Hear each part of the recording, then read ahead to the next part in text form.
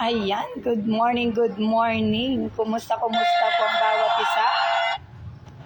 I hope gising na at nagre-ready because it's Sunday morning. Ayan, good morning Kevin Lovendino. It's already 6:46. Luto na naman siya. Natira to kahapon. Ayan.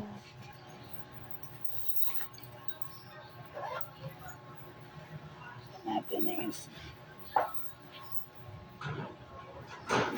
Ayan, good morning again. Kumusta po yung araw natin? Sabi dito, your uniqueness is your strength, not a flaw. The right people will appreciate you for exactly who you are. So mga mamis, mga titas, mga lola, kumusta po?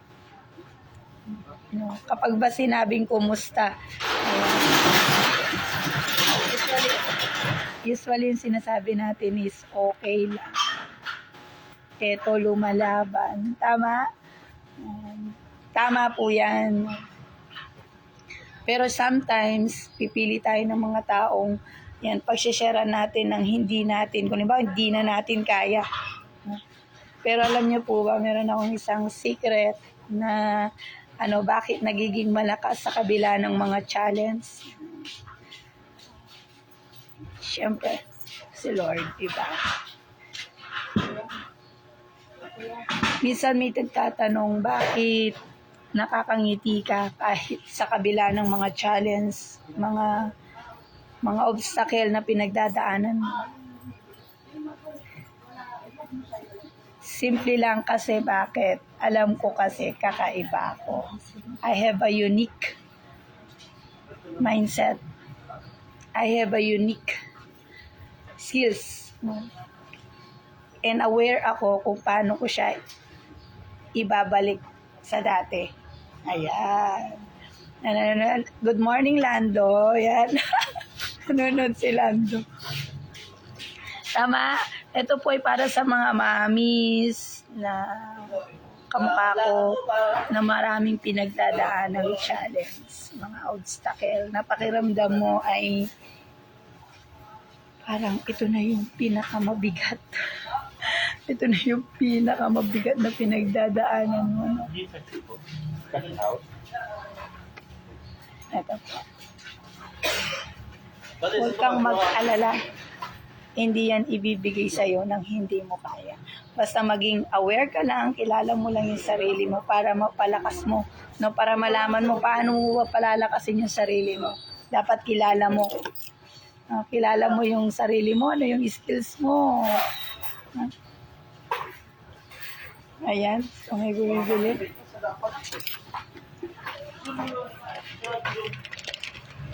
So thanks God, no? Ayan, unang-una dapat aware ka. Pero may mga bagay kasi, no, kahit anong palakasin natin yung sarili natin, tao pa rin tayo. Nanghihina, dinadapuan ng stress, no, ng galit, ng inis. Tama? So, ang good news, yan, dahil yung katawan natin is over toxin na, no, stress na, no. Kaya nga sometimes kahit sabi nga nila, ang lakas-lakas mo, makita ka ang ganda-ganda mo, no, pero ang dami mong nararamdaman sa katawan na even though magpatingin ka sa doktor ay walang makita. Ibig sabihin, inside, no, your mind, your stress, no, you are stressed na.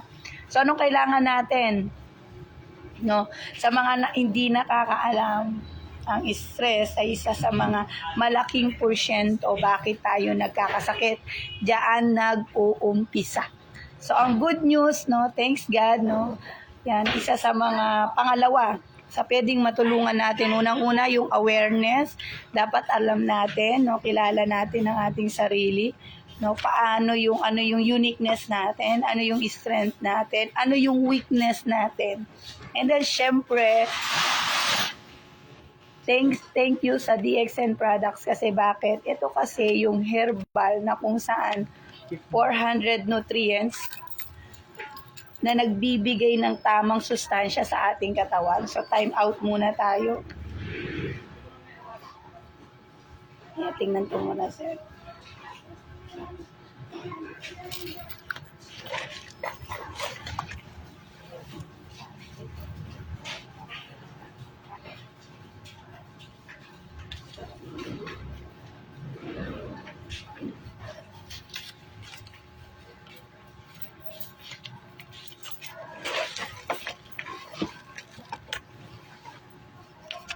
Dito hindi lang po. Bali yung bayad sa ano. Thank you po. Thank you. Ayan. So, ito yung herbal na nagbibigay ng tamang sustansya sa ating katawan. So, ito yung isa sa mga sikreto ko. Bakit nagiging malakas pa rin in spite of, no? In spite of sa dami ng obstacles, sa dami ng challenge. At marami ng mga nanay ang natulungan ng kapeng ito. No? So, ano ba tong coffee na to?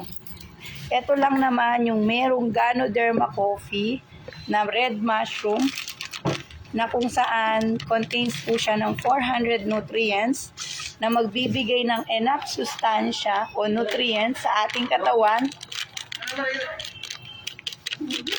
na tutulong, no, palakasin yung ating mga organs sa katawan. So, in spite of napakadaming alalahanin, iniisip, ayan, nagiging masigla pa rin.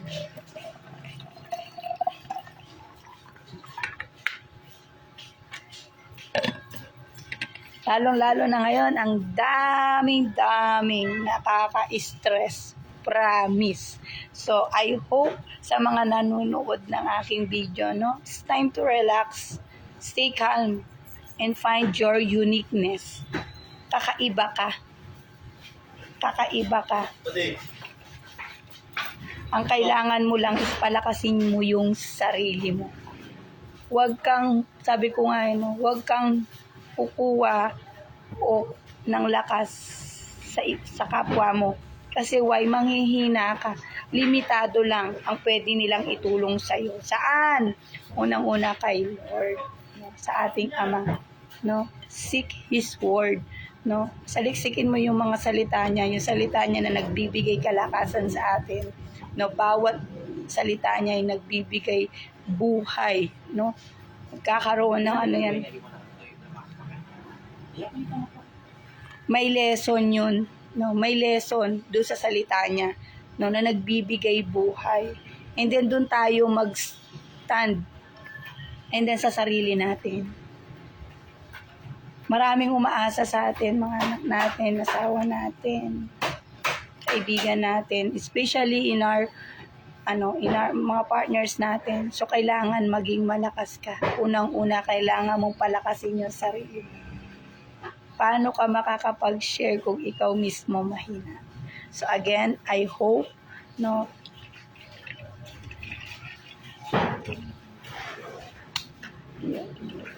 ito yung aking coffee. Ayan. So nilagay ko siya dun sa tumbler, hanggang dito yung tubig.